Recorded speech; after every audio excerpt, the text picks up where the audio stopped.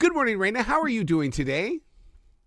Good morning. I'm doing really good. How about you? Absolutely fantastic. It's a Monday. We're sitting right here in the center of fall. I mean, and The Voice is on NBC. I mean, congratulations on where you presently stand. Thank you so much. What is it like for you? Because I mean, 6 weeks ago this wasn't happening. Right now, it's like, wow, this is happening.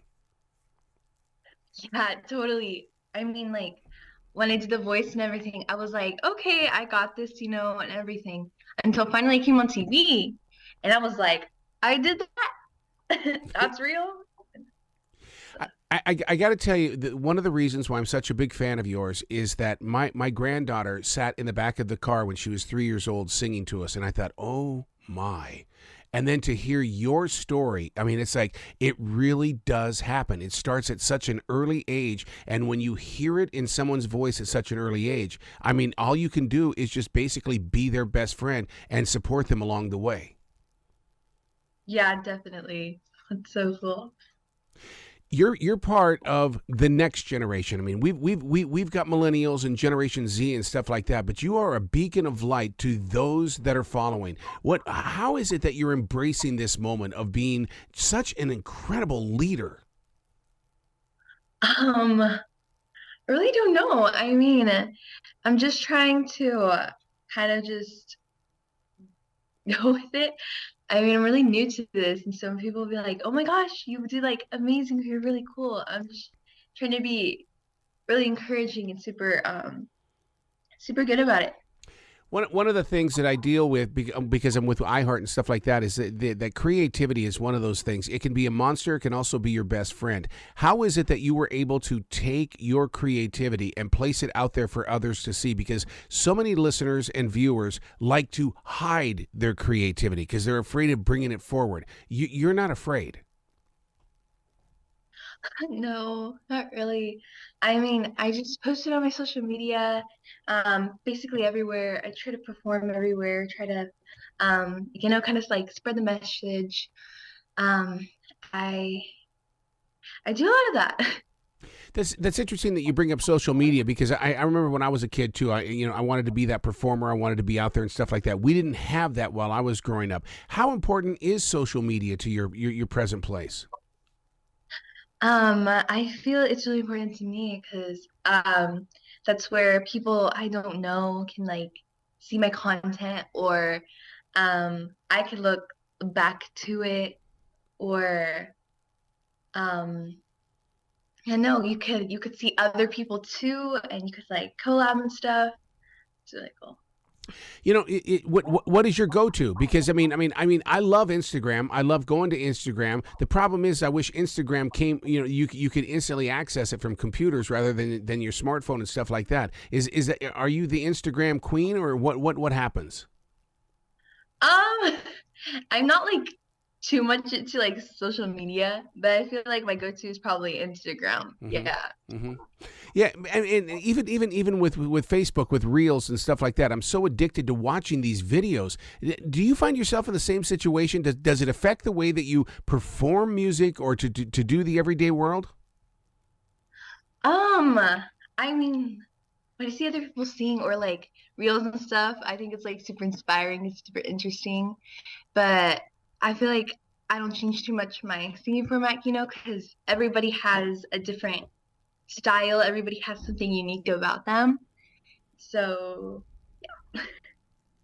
Let me. You know what I just realized, Reina, is the fact that it's 8 o'clock right now in Carolina. You're out there in Arizona. Is it 5 in the morning where you are?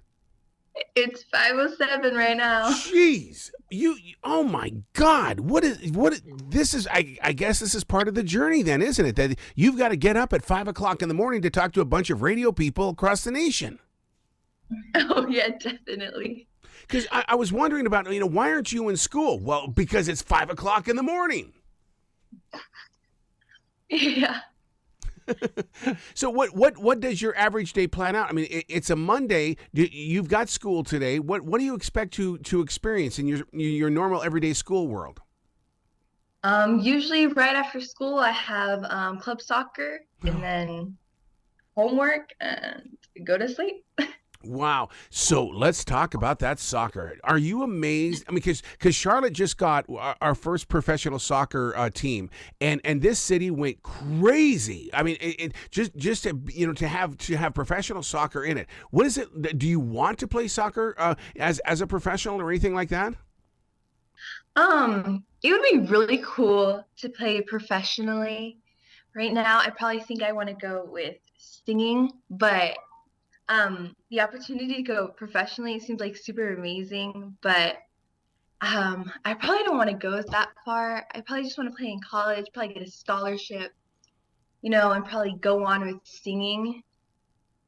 So when the one okay, I'm going to go with the scholarship thing there. So what kind of a scholarship would you like to do? What is that one thing you're putting your focus on? Would it be music business, or would it be something that would enhance the music career? Yeah, probably something that enhance the music career, like college, like specified in singing or something like that. Can you imagine what the marquee is going to look like with your name on it? Because I mean, you're doing something. Let's break this down for listeners. First of all, a lot of listeners connect mariachi music with restaurants, and that is not true at all. There is a history, and there is a real solid base when it comes to mariachi music. Oh yeah, definitely. I personally have never, well, actually I have, but I usually don't sing at restaurants. Good I for you. rarely ever sing at restaurants. But I think it's a really cool way to get like tips or money. But I I usually sing at like stages or like festivals or charities or nursing homes and stuff like that. Where do you find the confidence to be able to get in front of people at those festivals? Because, like I said before, a lot of people like to hide their talent. Um, Honestly, I don't know. I just get out on that stage, but after the first time getting out on that stage and realizing the pride and everything of your culture, and you just gotta embrace it because that's who you are. And from a young age, I've always been taught to embrace who you are and just be you. And so after I learned this, and after I learned that I can encourage others of my culture, I just thought like this is it. Like I could inspire other people, encourage other people not to hide it because that's who you are. Speaking of you being you, one of the things that you are on the show, you are filled with bright colors. Everything about you is about bright colors. Do you pull from that energy? Yeah, definitely. The bright colors like give me so much I don't know, it just makes me like happier and Hmm.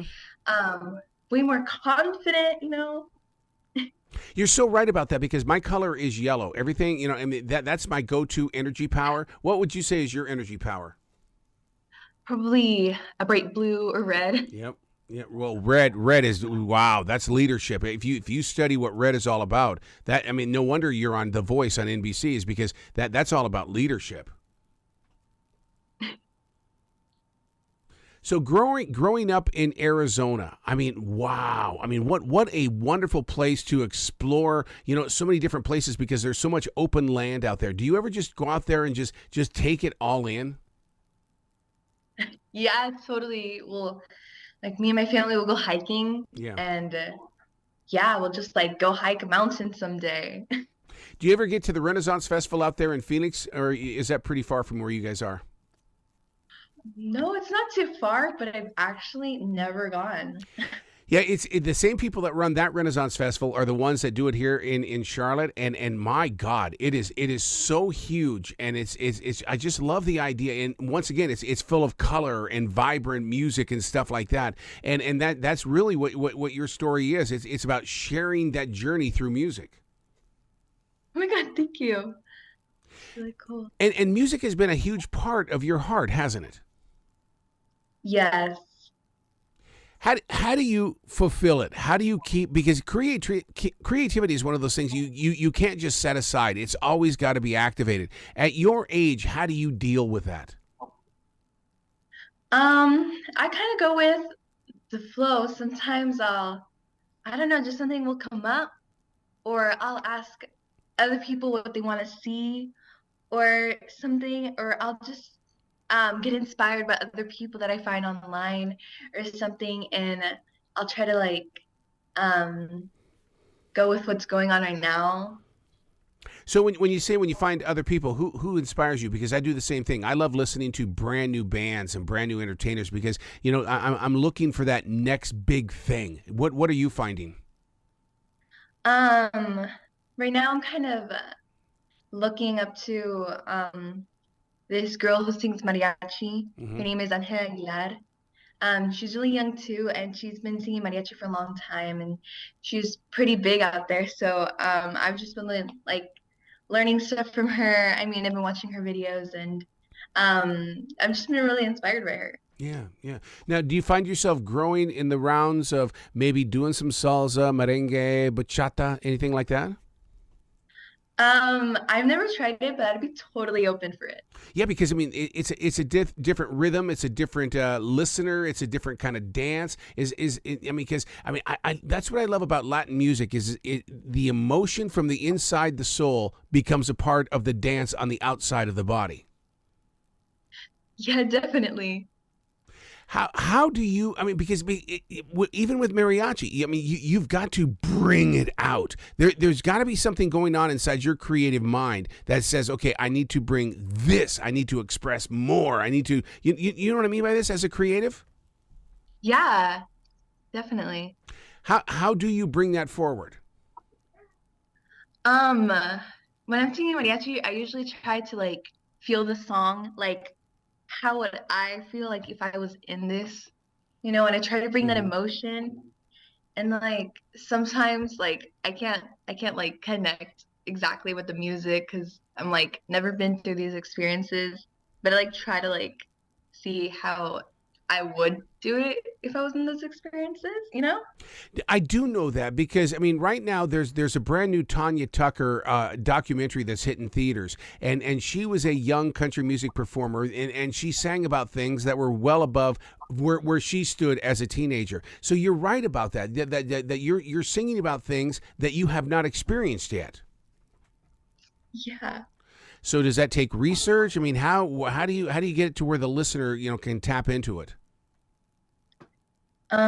Sometimes I just listen to the song and focus on what it's about and I try to go over it and all the meaning Hmm. and then I just go with it. I don't know how I do it. I just try to connect with it. Have people approached you in the way? I mean, because I mean, I grew up watching Freddie Fender in the world of country music. I mean, that's how I was first introduced to Latin music and Latin performers in country music. There is a connection because no matter where you are, it's still all about storytelling. Yeah, definitely. Every genre has a story. Do you study the country music performers of yesterday that have gone through that? I actually haven't. Mm. Yeah, because I mean, you could really set up that stage because is country where you want to grow into, or is it just one of those stages? Um, I would love to grow into it. Right now, it's in the stages, but hopefully, one day I get more into it and like I'll be able to like do something with it. Yeah, because I'd love to see how Camila Cabello is really going to change you. Because I mean, oh my God, I'm a DJ. I know what Camila does to my dance floor. I mean, you've got to be feeling her energy. Yeah, she is so ecstatic and like so contagious. She's awesome. What's the one thing that she has said that has had an unbelievable touch to you? Um, Probably um that everybody has like their own uniqueness. Everybody has their differences, and that like one is not better than the other because they can do something different than you. They're just different, and Mm. that's like really stuck because, of course, like everyone in this world is like different, and usually, in especially my generation, we like to compare ourselves or Yeah, this is true. be accepted. And it's really good to like understand that you're just different. You're not better or worse. Wow. I was a jock on Cook Radio in Billings, Montana when Cyndi Lauper released the song Time After Time. To see you do it during this generation is mind blowing to me. It's so cool. Yeah, definitely. How did you prepare for that song? Because that song is still, I mean, it really connects a lot of people. Um, I tried to look at the song because really I couldn't connect with it much because I've never really like lost someone or anything, but I really tried to connect with it and I try to prepare like because I really believe that music is really emotion. Like Hmm. you have to show emotion in music. And so that's really my big goal with all these songs. And so when I was practicing, I really focused on the emotion so I could connect with the audience. And that's how I prepared. Wow. Reina, you got to come back to this show anytime in the future. The door is always going to be open for you. I love where you're growing with your music. And like I said before, you are an inspiration for the next generation of music. Thank you so much. Yeah, I'll definitely come back. You bet. You be brilliant today, okay? Yeah, you too.